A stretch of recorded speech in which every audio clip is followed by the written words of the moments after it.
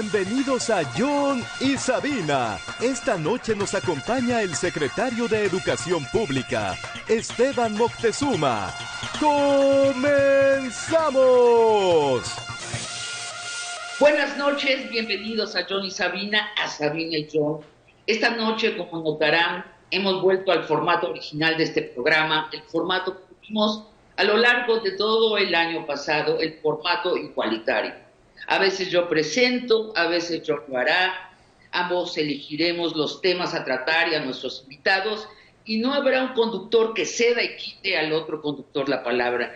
La igualdad tiene sus problemas, sus tropiezos, pero la igualdad es más fértil que el rígido y monotemático militarismo. Hoy trataremos un tema de suma importancia, un tema que en los hogares del país, en donde hay niños y niñas, se ha vuelto crucial: la educación a distancia. Es decir, la educación que durante la pandemia se está impartiendo por la televisión. Para tratarlo, para explicarlo, para aclararlo, está con nosotros el líder de este proyecto gigantesco, el secretario de Educación Pública, Esteban Moctezuma. Pero antes, yo debatiremos el tema coyuntural del momento. John, en Cancún, Quintana Roo, ayer hubo una marcha de protesta por el asesinato de una joven mujer, Bianca Alejandrina, llamada por sus amigas Alexis. La marcha fue dispersada por los policías a tiros, a balazos lanzados al aire. ¿Qué piensas de ello? Buenas noches, aquí estamos con el secretario de Educación Pública. Muchas gracias, querido Esteban, por estar con nosotros. John. Yo le quiero preguntar si algún momento dado los alumnos, los niños, van a regresar a la escuela. Por supuesto que van a regresar a la escuela. La mayoría de las niñas, los niños, sobre todo las madres y los padres de familia, pues ya quieren que regresen a la escuela, ya necesitan regresar a la escuela. Están desesperados los niños, están sacando los pelos. Sí, bueno, lo que pasa es que la pandemia en todo el mundo, y obviamente en México, pues ha sido una cuestión que se ha prolongado mucho más de lo que se pensó en un principio, ¿no? Pero lo que también es cierto es que la salud es el valor principal. O sea, queremos regresar a clases, pero completos.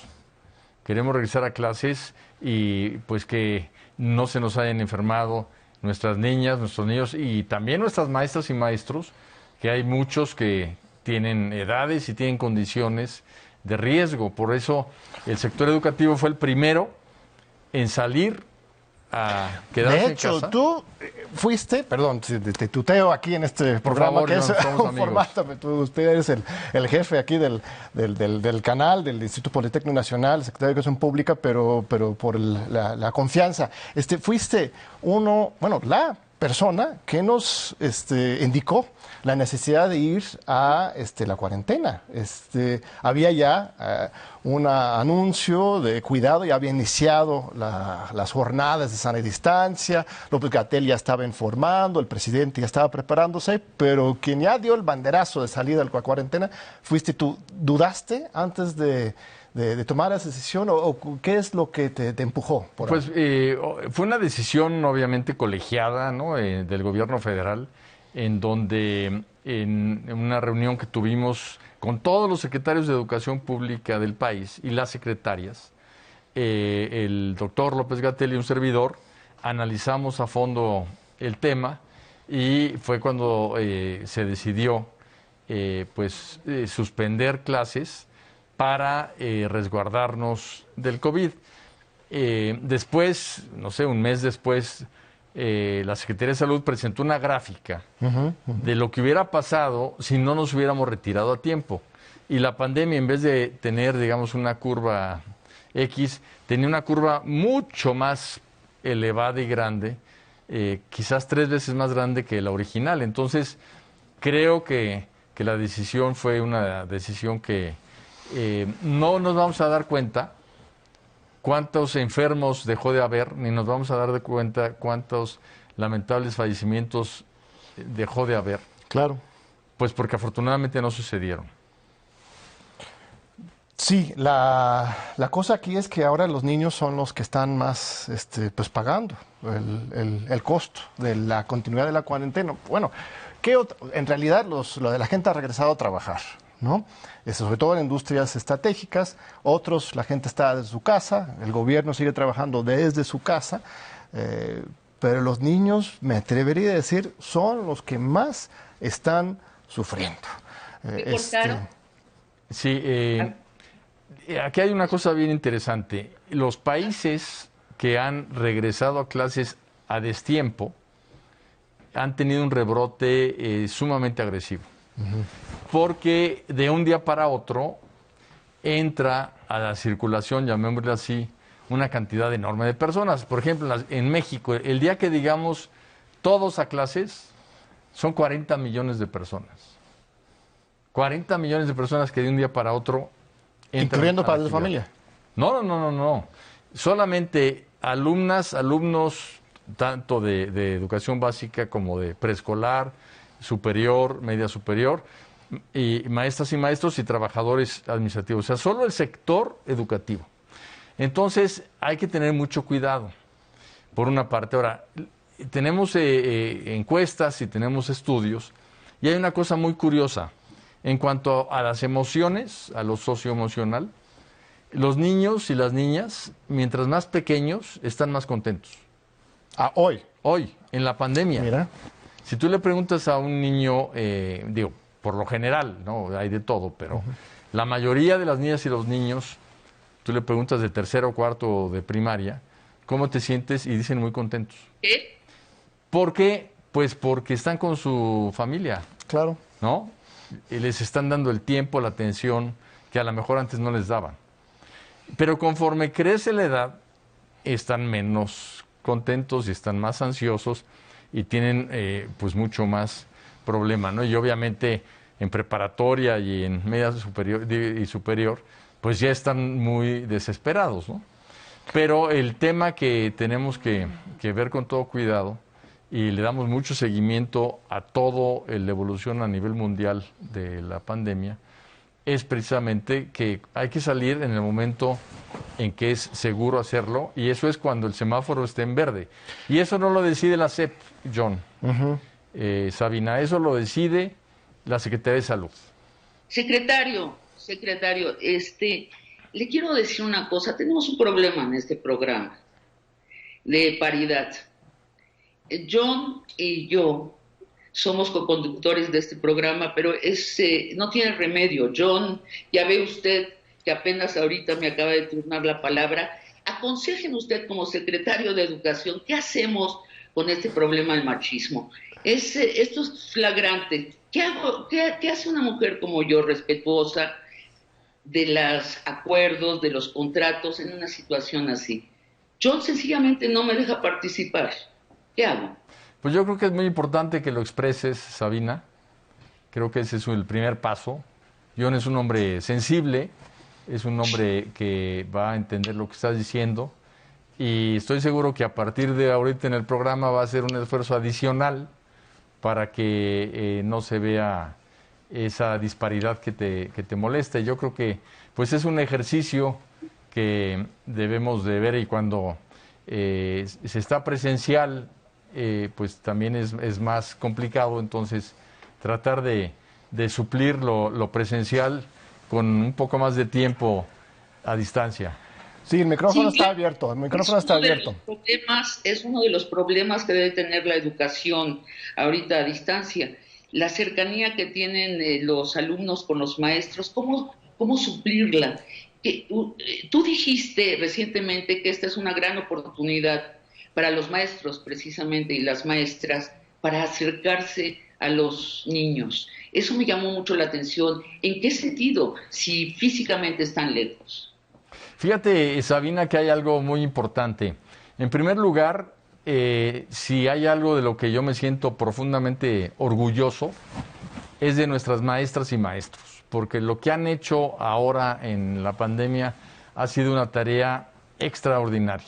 Con una creatividad, han convertido sus viviendas, en salones de clase, en sets, para que cuando se vean a distancia, pues se vea una cuestión ahí muy bien puesta, arreglada, alegre, y es algo muy importante.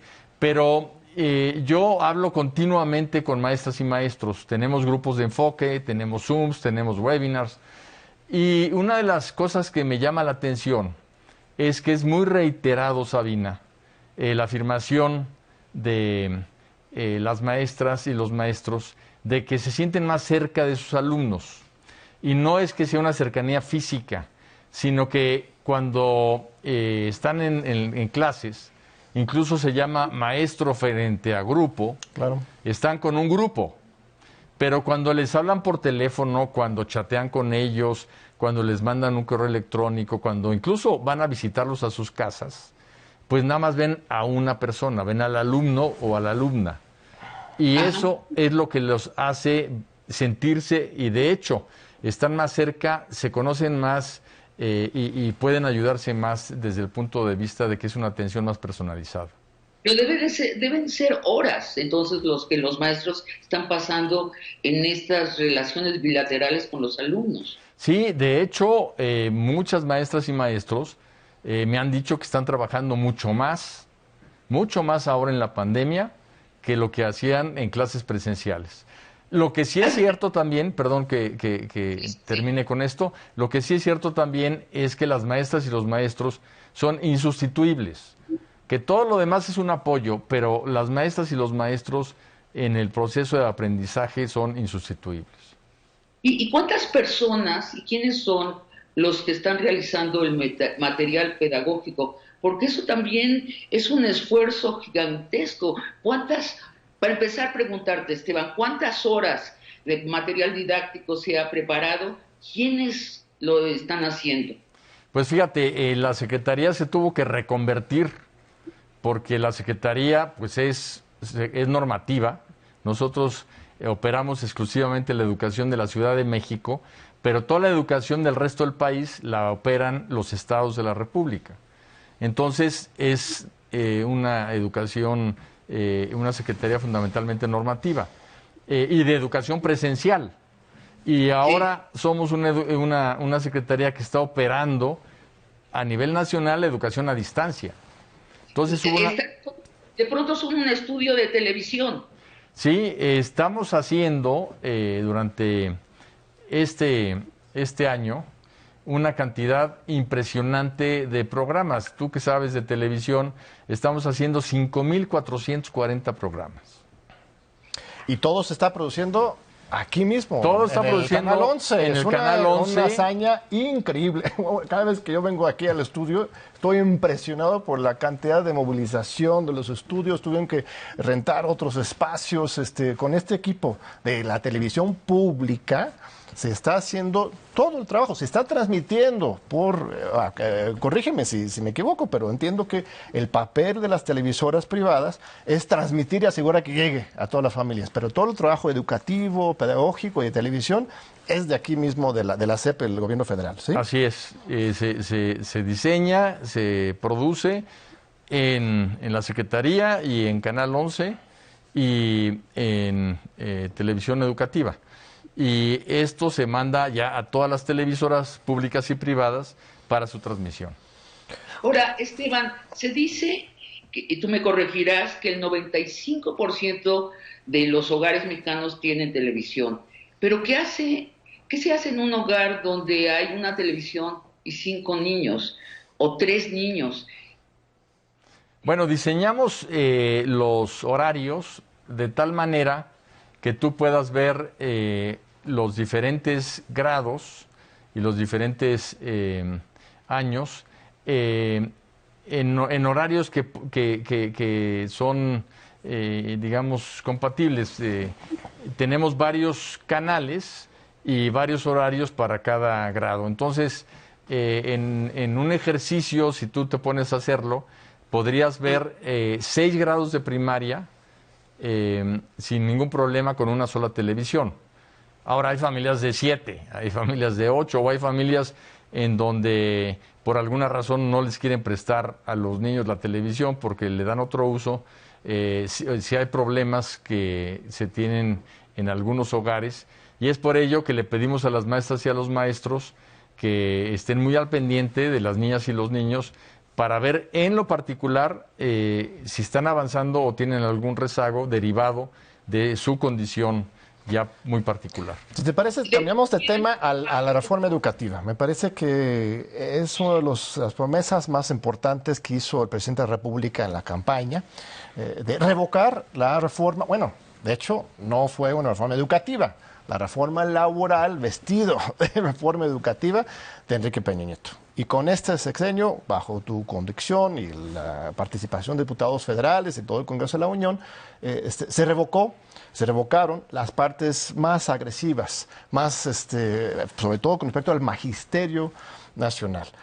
Esto también fue criticado por el otro lado. Algunos actores, Claudia X González, otros decían que tú habías abdicado, que habías entregado la plaza al sindicato.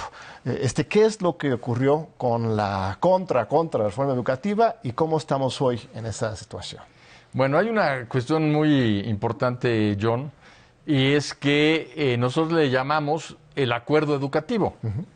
Pero se le llama acuerdo educativo precisamente porque participaron todos los partidos políticos, participaron expertos, madres y padres de familia, maestras y maestros obviamente, sindicatos, niñas y niños jóvenes.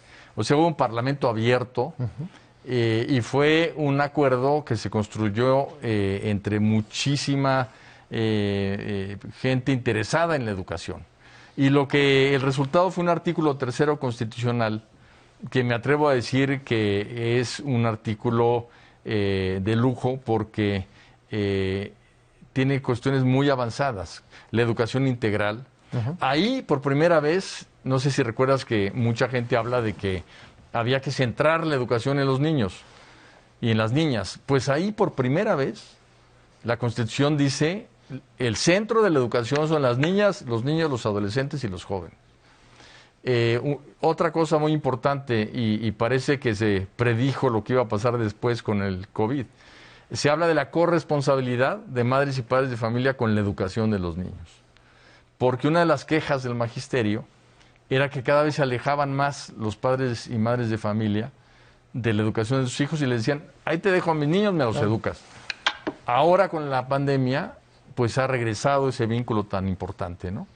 Y en materia laboral, digamos, en materia de maestras y maestros, hay una carrera en donde pueden ascender a 8 diferentes niveles en función de su preparación, de su esfuerzo, etcétera. Pero una cosa que es muy interesante es que, digamos, en la última ronda de participación de normalistas uh-huh. y licenciados en educación para entrar al magisterio, 62,000 maestras y maestros, normalistas, entraron al magisterio. El año 18, que se supone que todos en aquel entonces se evaluaban, solo entraron 30,000. A plazas, o sea, estás hablando de sí, a plazas, pues. A plazas para entrar a ser maestro. Entonces, de un año a otro, hay una diferencia de 30,000 evaluados. ¿Por qué? Pues porque los 30,000 del año 18 se completaban con otros 30,000 que quién sabe cómo entraban, pero entraban. Nosotros cuando llegamos a Michoacán para precisamente tomar la educación básica, nos encontramos con alrededor de 4,000 plazas que no estaban registradas en ningún lugar. Solo estado. En Michoacán nada más. Nada más. Y fue cuando lo calificamos del huachicol educativo. Huachicol educativo. Entonces, ahora tenemos que solamente puedes entrar si sigues todo el proceso que marca la ley. Es lo que entonces decíamos, una caja transparente para evitar la corrupción, la venta de plazas, etcétera, ¿no? Esteban, platicando con mamás y papás de niños en edad escolar, me han dicho, ¿sabes qué? A mí no me importa si pierden el año escolar. Estamos salvando todos la vida en esta pandemia. Pero lo que agradecen mucho es que los niños puedan estar varias horas al día de forma didáctica de la televisión. Pero ¿qué opinas tú sobre esa duda que tienen algunos papás y mamás de que realmente la educación de sus hijos vale lo que un año escolar presencial? ¿Cómo van tus registros? ¿Estás metodológicamente midiendo si los niños están aprendiendo? ¿Qué piensas? Bueno, la evidencia más dura que tenemos de que, por ejemplo, los jóvenes de secundaria no perdieron conocimiento es los exámenes que fueron presenciales para entrar a media superior, para entrar a preparatoria. Presentaron sus exámenes y comparamos sus exámenes con años anteriores y el nivel de respuestas y de aciertos era muy similar a los años anteriores. Entonces vimos que ahí no se perdió conocimiento, no obstante que estuvieron 3 meses en educación a distancia. Hoy precisamente estamos ya en evaluación de educación básica. Entonces vamos a tener resultados relativamente pronto de esa evaluación, aunque obviamente es una evaluación distinta, es una evaluación donde decimos más que fijarse digamos, en lo numérico, fíjense en la condición de cada niño y niña para poderlo evaluar. Ahora, una cosa que es muy importante es que se han dado muchísimos aprendizajes extracurriculares. O sea que no Eso es lo que te iba a preguntar. ¿Qué has aprendido tú como secretario de Educación? ¿Qué ha aprendido el sistema escolar? ¿Qué han aprendido los alumnos de esta emergencia y de esta educación a distancia? Digamos, lo primero que puedes hablar es de algo socioemocional. Se ha aprendido a ser flexible, se ha aprendido a tener un poco más de capacidad de adaptación, porque pues de repente te quitaron la escuela, te quitaron al maestro, tienes que estudiar a distancia, tienes aquí a tu mamá y a tu papá, no estás acostumbrado a estudiar y trabajar tanto en casa. Entonces, ahí hay un aprendizaje muy importante. Otro aprendizaje muy claro, y este es muy medible, es la incorporación de México, me atrevo a decir, al mundo digital. Tenemos que 1.200.000 maestras y maestros han tomado cursos de capacitación para utilizar herramientas digitales y muchas de estas maestras y maestros nunca habían usado una herramienta digital. Esto es algo muy importante. Se quitó el miedo hacia la cultura digital. Pero en alumnas y alumnos, para finalizar, tenemos a 20 millones de niñas y niños con cuentas que conseguimos gratis para ellos, que antes no tenían. Entonces, el salto adelante en materia digital es realmente sorprendente. Algunas cifras todavía preocupantes. Lo que estaba leyendo, me corregirás, solamente 40% de las escuelas primarias del país tienen acceso a Internet. Y, por otro lado, los exámenes de matemáticas, de desempeño de matemáticas para niños y niñas de sexto, seguimos con 50, 60% antes de la pandemia, que sacan calificaciones insuficientes, que no están en el nivel que tendrían que estar de acuerdo con los estándares de la OCDE. ¿Qué vamos a hacer más allá de la pandemia o no? O sea, ¿cuál es el proyecto este sexenio para resolver estos rezagos? Sí, bueno, eso no tiene que ver directamente con la pandemia. Claro. ¿No? Tiene que ver con lo que se enseña en las escuelas y el aprendizaje. Pero lo que comentamos de estos aprendizajes extracurriculares, si tú aprendiste a estudiar solo, a ser más autodidacta. Claro, podría ser una fortaleza. Obviamente vas a tener una fortaleza. Si aprendiste lo digital, va a ser otra fortaleza, ¿no? Y hay un tema también de autoestima. Muchos niños y niñas que no se sentían capaces de manejar lo digital, ya lo manejan, ¿no? En cuanto a los temas de aprendizaje de estos temas, nosotros tenemos el enfoque de la educación integral, en donde estamos viendo que un niño para estudiar bien matemáticas, además de estudiar matemáticas, le ayuda a saber un poco de música, ¿no? Entonces, mira, claro, es el mismo lado del cerebro, dicen, ¿no? ese La tipo de matemática y la cosas, ¿no? música, sí. Esteban, algún día va a acabar esta pandemia, esperemos.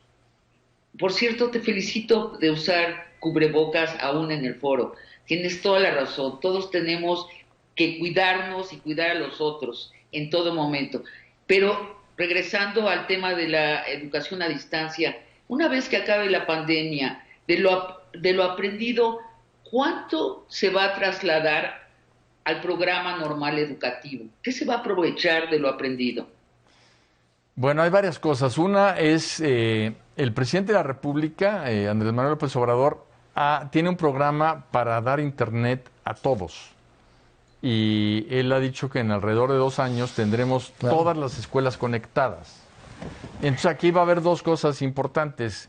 Cuando las escuelas ya estén conectadas, que para mí va a ser uno de los instrumentos para emparejar el piso en materia educativa, ya va a haber capacidades y habilidades nuevas en las niñas, los niños y los jóvenes, precisamente derivado de lo que están haciendo ahora. Pero 2, también va a haber capacidades y habilidades en la Secretaría de Educación Pública para generar contenidos digitales y contenidos a distancia. Entonces creo que eso va a ser algo muy importante. Por otra parte, Sabina, yo creo que es muy, muy urgente que después de la pandemia repensemos la educación.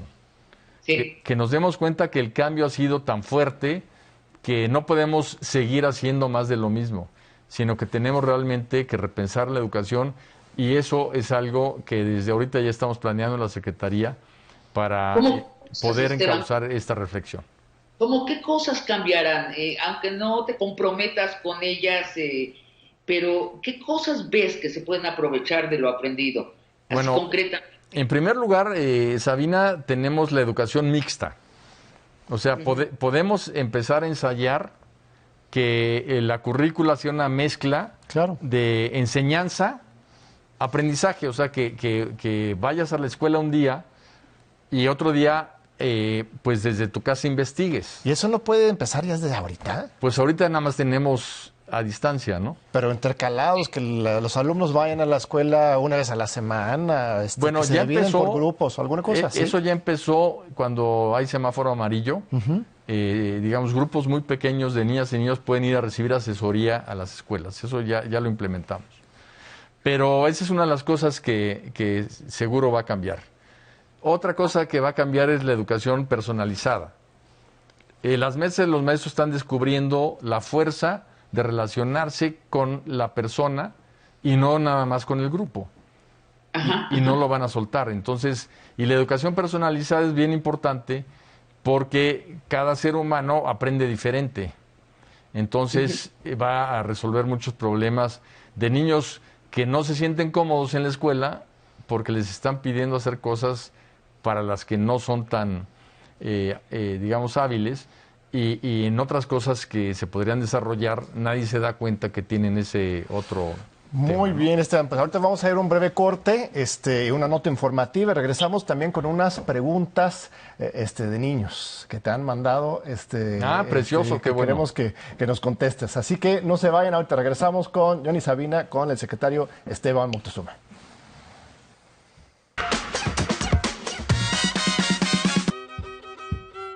Las radios indígenas llevan más de 41 años al aire. La radio tiene un papel fundamental. Comunica, entretiene, acerca, imagina. Son ondas que reflejan el espíritu de los pueblos originarios. Que a esa radio le hable en su propia lengua, se siente como si estuviera en su comunidad. Ecos Indígenas, la voz de la diversidad. Segunda temporada. Estreno, jueves 12 de noviembre, 20:30 horas.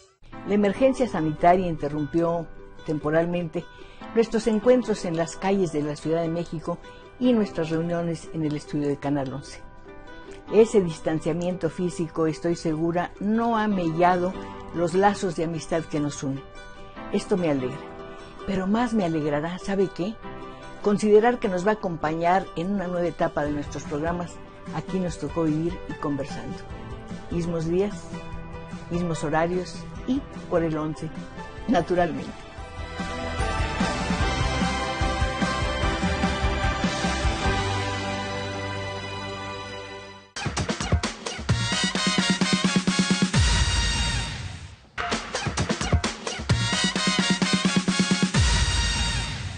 El pasado 24 de agosto, un ejército de más de 30 millones de alumnas y alumnos de educación básica iniciaron el nuevo ciclo escolar a distancia, debido a que la pandemia impidió el regreso a los planteles. A partir de entonces, más de 1.200.000 docentes pusieron en práctica nuevas herramientas educativas como programas en Internet, redes sociales, aplicaciones, para adaptarse a la nueva manera de enseñar en medio de circunstancias sin precedentes. Analistas señalaron varios retos que se abrieron con la nueva modalidad a distancia. Por ejemplo, insuficiente conectividad a Internet, dificultad para sostener la motivación de padres de familia, excesivos trámites burocráticos para comprobar el trabajo realizado ante la autoridad, limitaciones pedagógicas de docentes. Por su parte, la SEP informó los esfuerzos de las autoridades para mantener las clases no presenciales, como por ejemplo, la distribución de 700.000 cuadernillos y materiales impresos a través de CONAFE para las zonas de más alta marginación, la creación de más de 19.5 millones de cuentas de correo electrónico para alumnas y alumnos, la capacitación gratuita en herramientas digitales para el magisterio, el acuerdo histórico con televisoras para transmitir programas educativos.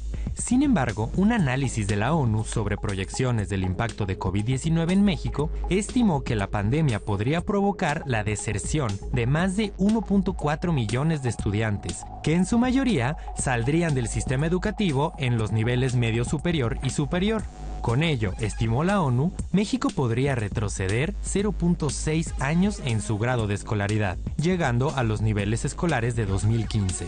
A este escenario se suman las desigualdades estructurales que enfrenta el sistema educativo en México. Por ejemplo, la UNICEF detalló que 257.146 niñas, niños y adolescentes no tienen acceso a televisión, radio ni a Internet, por lo que no pueden estudiar a distancia.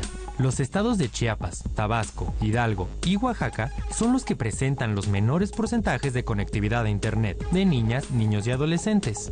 El 35.2% de los hogares con niñas, niños o adolescentes reportaron que uno o más de sus integrantes perdió su empleo o fuente de ingresos entre febrero y junio de 2020. En medio de esta situación hay signos alentadores. La UNESCO reconoció el programa Aprende en Casa 2. El gobierno federal propuso un aumento en presupuesto para la SEP y la confianza en el magisterio creció de 5.8 a 7.7. Para el futuro, la SEP contempla una modalidad mixta de educación a distancia, en la que los grupos de alumnas y alumnos asistirán 2 días a las aulas y el resto estudiarán en casa. ¿Cómo garantizar el avance en las metas educativas en medio de todos los desafíos que representan las clases a distancia? Para hablar de esto nos acompaña en el estudio el secretario de Educación, Esteban Moctezuma Barragán. Es economista egresado de la UNAM, maestro en política económica por la Universidad de Cambridge y tiene un diplomado sobre desarrollo regional en Tokio, Japón. En su paso por la administración pública, fue secretario de Gobernación y de Desarrollo Social durante el gobierno de Ernesto Zedillo, así como senador en la 57ª legislatura. En el 2002 fue nombrado presidente de la Fundación Azteca y en 2012 recibió el doctorado honoris causa por la Universidad de Ciencias y Artes de Chiapas. Volvemos con ustedes al estudio, Johnny Sabina. Pues aquí seguimos con el secretario Moctezuma. Ya llegó el momento del programa de las preguntas. Antes de ir con los niños, quiero lanzar algunos de las redes. Raimundo Adame pregunta algo que salió aquí en la nota informativa.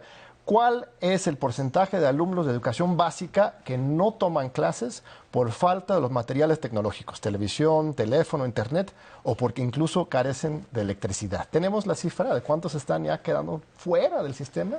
Bueno, la cifra más, digamos, más sólida que tenemos es, salió aquí en el programa, es de alrededor de 350,000 niñas y niños, y para ellos el CONAFE está dándoles unos cuadernillos casa por casa. Ya los tienen ubicados. Sí, y hay unos facilitadores que van 1 o 2 veces por semana a atenderlos, ¿no? Ese es el tema, pero esos son los que están identificados.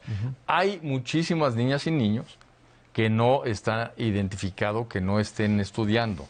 Ese es, digamos, ¿Una familia que está en esa situación puede llamar al CONAFE o qué es lo que tendría que hacer? Sí. Bueno, si llama al CONAFE, si le atiende con mucho gusto, pero estamos hablando de familias que pueden estar en lugares tan inaccesibles, claro, que entonces ya están fuera de nuestra identificación. Pero más o menos podríamos hablar que es la cifra atendida por CONAFE. De acuerdo. Vamos con nuestra primera pregunta de nuestro público, por favor. Hola, buenas tardes, secretario Esteban Moctezuma. Soy Iris Ángeles y tengo 10 años. Me gustaría saber qué pasa con los niños que no cuentan con el internet en su casa o no cuentan con la posibilidad de ver sus clases en Aprende en Casa. Gracias. Una pregunta, Iris. Mismo tema, sí, adelante. De eso estábamos hablando en este momento Sabina, Johnny y yo. El tema es que cuando no hay conectividad, cuando no hay televisión, cuando no hay radio, porque también por radio estamos transmitiendo en 22 lenguas indígenas la educación, están los libros de texto gratuitos. Todo lo que estamos haciendo, todas las clases se basan en los libros de texto gratuitos. Entonces, si estos niños siguen sus libros de texto gratuito, van a poder continuar trabajando. Muy bien, vamos a otra pregunta. Hola, soy Manuel Esteban.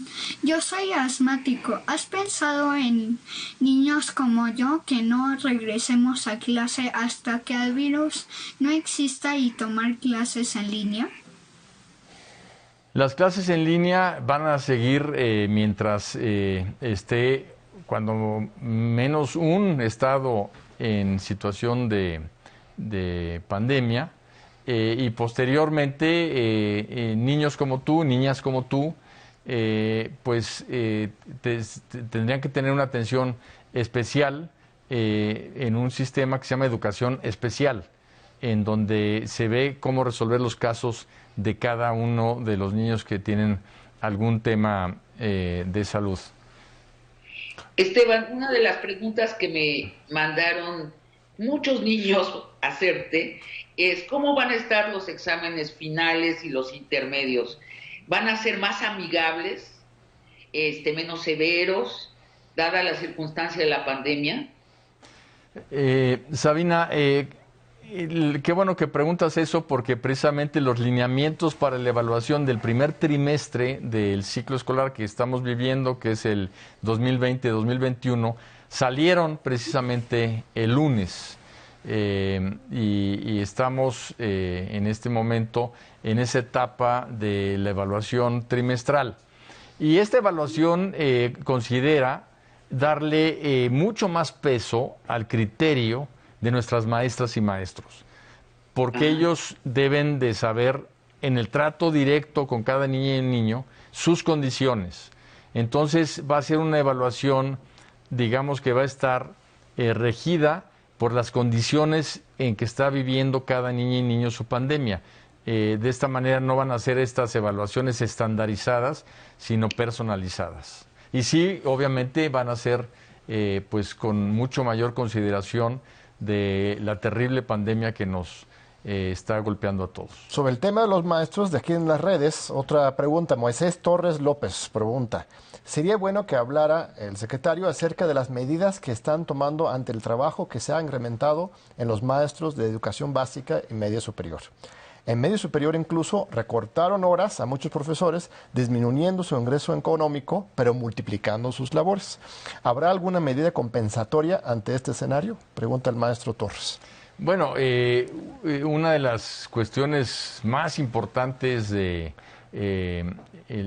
para el sector educativo en la pandemia fue la decisión del señor presidente de que continúe el pago salarial de todas las maestras y los maestros. No debe haber descuentos, entonces. No debe de haber descuentos, ni debe de haber ni despidos, porque es una instrucción del presidente de que ese pago se mantenga.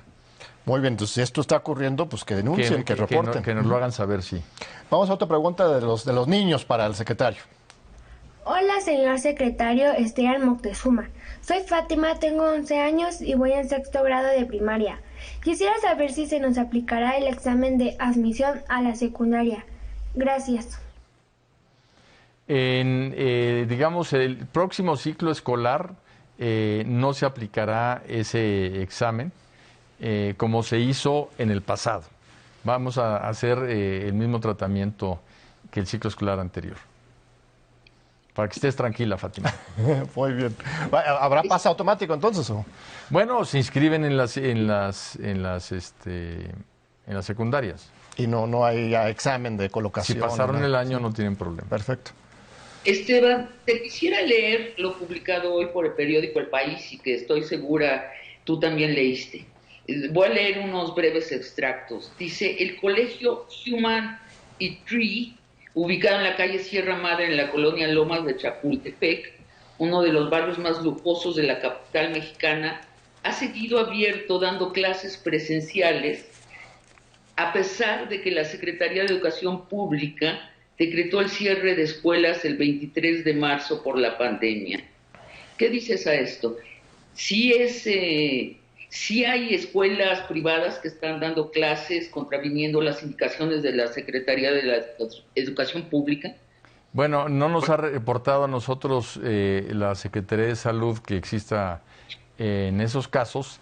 Lo que sí ha sucedido es que hay algunas escuelas que están dando asesorías dentro de este esquema que hace tiempo diseñamos, en donde puedes tú recibir a padres de familia y madres de familia, puedes recibir a niñas y niños en números muy bajos para que haya total sana distancia, etcétera. Son 5 niños máximos, 5 personas máximas en un salón para dar esa asesoría y que puedan continuar sus estudios, y seguramente es lo que están haciendo. ¿Y este es el caso de Human y Tree? Seguramente sí. Digamos, autoridad educativa de la Ciudad de México, que es la que lleva la administración de las escuelas de la ciudad, es quien ve ese tema, y pues voy a reportárselo a su director para que lo chequen. Muy bien, me estaba avisando que también hay algunas preguntas de adultos, si los podemos pasar también. Un maestro creo que nos mandó una pregunta. Hola, señor secretario, mi nombre es Abner Vélez, soy maestrante en educación por la Universidad Virtual del Estado de Guanajuato. Mi pregunta va enfocada en lo siguiente. De acuerdo con el Plan Nacional de Desarrollo presentado por el ahora presidente Andrés Manuel López Obrador, se hablaba de la dignificación de la educación en México en el apartado justo de derecho a la educación, haciendo una crítica hacia el sexenio pasado y hacia cómo se iba a enfocar este gobierno y sus esfuerzos a transformar la educación en México. ¿Cómo va esta planeación y esta reestructuración? Y si está enfocada a cambiar también el plan de estudios actual en los niveles básicos de educación en nuestro país. Y la siguiente pregunta sería, ¿por qué no tomar modelos de otros países como Finlandia, reconocido como uno de los mejores países en cuanto a temas de educación? Muy bien, muy completa la pregunta. Te vamos a tener que invitar a Abner, creo que se llamaba, para que sea conductor aquí del programa. Muy bien, excelente. Pues lo que podemos decir es que en efecto se ha llevado un plan educativo muy importante que empezó con la reforma constitucional, después vino con 4 leyes para regular toda la educación básica. En este momento en el Congreso está la Ley General de Educación Superior, y ya con eso concluimos toda la normatividad nueva sobre educación. Pero no está aprobada esa ley todavía, ¿verdad? La ley esa está en el Congreso y apenas estaban terminando la discusión del presupuesto para meter la de educación superior. ¿Y cuáles son los elementos centrales de la Ley de Educación Superior que están proponiendo? Bueno, en primer lugar, es, digamos, la primera ley después de 40 años para regular la educación superior. Después se regula la obligatoriedad y la gratuidad. Se hace todo un sistema para la coordinación de la educación superior. Se incluye por primera vez también en la historia la importancia de la educación privada y la pública, o sea, como un gran sistema que debe de impulsarse todo en su conjunto. De manera que es una ley muy avanzada. Y para terminar con la pregunta, creo que es muy importante saber que todo lo que estamos haciendo en la nueva escuela mexicana, como le llamamos, tiene incorporados muchos temas, como es el estudio de la educación integral, en donde está el deporte, la música, las artes, obviamente las matemáticas, las ciencias, la lectoescritura, y ya empezamos a cambiar los libros de texto. Empezamos por civismo y ética. Queremos formar personas con valores, formar personas con autoestima, que sepan cuáles son sus derechos, pero también cuáles son sus obligaciones. Entonces, eso ya se distribuyó en todas las escuelas, y también estamos por iniciar todo lo que es la educación de la vida saludable. La única forma realmente de luchar contra las enfermedades y de luchar en contra de este virus que nos tiene a todos tan ocupados y preocupados es tener un sistema inmune fuerte. Entonces, vamos a hablar de nutrición, de ejercicio, de higiene, de limpieza, de deporte, en una materia que se llama vida saludable. ¿De qué tamaño ha sido el esfuerzo de la Secretaría de Educación en estos meses? ¿Nos puedes dar alguna viñeta que nos revele de qué tamaño ha sido el esfuerzo? Algo muy gráfico, yo no tenía canas hace 2 años. Pero el esfuerzo ha sido formidable. Sabina, John, realmente el señor presidente está muy preocupado y ocupado porque Aprende en Casa 2 funcione. Tenemos el apoyo de todo el gobierno federal, de la Secretaría de Salud, obviamente, de todo el sistema de medios públicos. Pero lo más importante es las maestras y los maestros. Yo creo que no me cansaré de decir que la gran revelación para la sociedad, que llevaba muchos años oyendo que sus maestras y sus maestros pues no daban el ancho, ¿no? Pues los trataron muy mal durante años, han sido la base de que el sistema educativo mexicano tenga rumbo durante la pandemia y que el aprendizaje no se detenga. Y una cifra muy bonita que apareció en lo que acaban de exponer es que en una encuesta que se hace año tras año con alrededor de 10 profesiones, el maestro en el 2018 estaba en el último lugar y hoy ya está en el primer lugar, o sea que la sociedad les reconoce a las maestras y a las maestras su esfuerzo, y obviamente aplausos a las madres de familia. A los padres también, pero sobre todo a las madres de familia que han hecho un esfuerzo extraordinario. Y hablando del tema de los maestros, uno de los grandes temas es el sindicato, ¿no? Son décadas de conflictividad, de negociación, de movilización. Tenemos el CENTE, que es el sindicato pues, más grande de toda América Latina. Tenemos la CENTE, el movimiento de magisterio democrático que se ha planteado a democratizar el sindicato.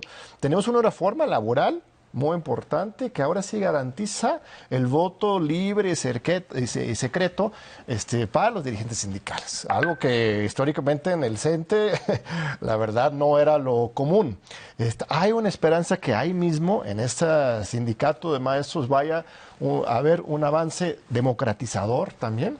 Pues más que esperanza hay una, digamos, están dando las condiciones para que sean electos los líderes sindicales por voto universal, secreto, directo, y nos vamos a llevar muchas sorpresas, ¿no?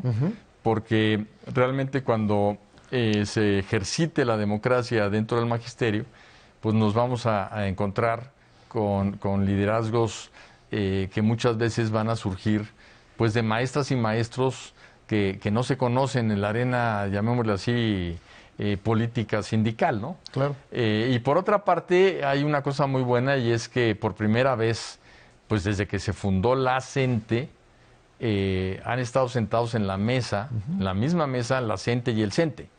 Y esto también te habla, pues, de una madurez de ambos para ir transitando hacia una democratización del sindicato, pero también que la caja transparente de la educación no les va a permitir utilizar la educación como ningún tipo Así es. Entonces, pacto con el Bester Gordillo no hay. Para aclarar ahí los chismes que rondan todavía por ahí. Pues no, a ver, decían esto desde el primer día de gobierno, ya van 2 años. Así es. Entonces, obviamente, todos los maestros y las maestras, incluyéndola, tienen el derecho de participar, ¿no? pero en un terreno plano, ¿no? Parejo para todos. Y todas estas prácticas en el magisterio de nepotismo, de aviadores, de heredar las plazas, todo esto que sí era una realidad y que el peñismo trató de solucionar aplicándoles un trato de caciques a siervos, con intermediación de los funcionarios que eran los capataces, que fue una época de verdad muy dolorosa para los que apreciamos a los maestros y a las maestras y sabemos que el país no puede ser más grande que sus maestros y maestras, pero todas estas prácticas corruptas, torcidas, ¿qué ha pasado? ¿Siguen allí? Bueno, definitivamente todo el esfuerzo que se está haciendo es para erradicarlas. Sería muy ingenuo de mi parte decir que ya no se puede encontrar absolutamente ninguna práctica de este tipo. Pero las cifras de las que hablábamos hace un momento, de que más o menos cada año se tienen que contratar alrededor de 60,000 maestras y maestros nuevos. Y en los años 18, 17, 16, o sea, precisamente cuando estaba la reforma educativa y era obligatorio un proceso de evaluación para entrar, entraban alrededor de 30, te habla de que los otros 30 entraban por otros lados. Y esos lados, en buena medida, es lo que tú estás señalando ahorita como prácticas pues que no son transparentes. Ahora estamos hablando de que entraron 62,000, todos por la puerta del sistema de la carrera de maestras y maestros. Esto quiere decir que está funcionando la nueva ley, porque es una ley que lo que busca es esa transparencia, y una plaza que no se registre de acuerdo a la ley en ese sistema se pierde.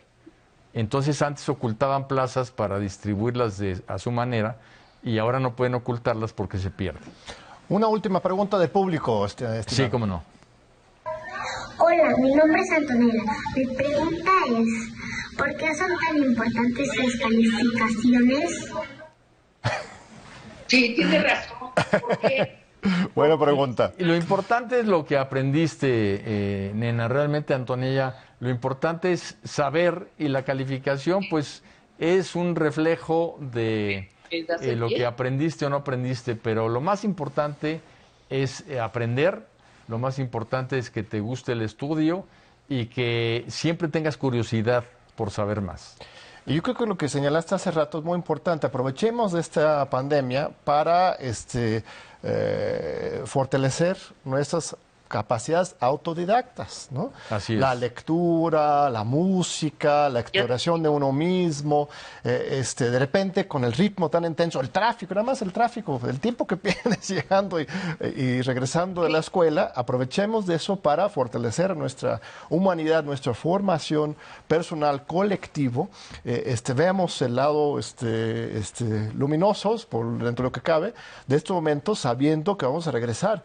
Pero al final de cuentas, la nueva normalidad no va a ser la misma que antes, ¿verdad? Así es. Es esto que platicábamos con Sabina, de que vamos a tener que repensar, John, la educación pública y la educación en general, porque hemos aprendido mucho de este distanciamiento. Hemos valorado mucho a las maestras y a los maestros.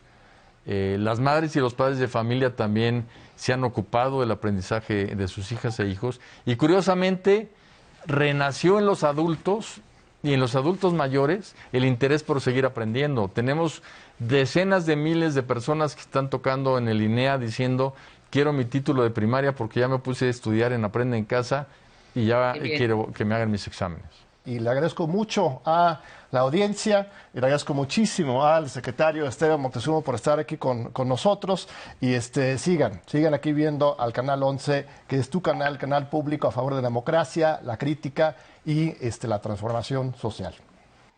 Muy bien.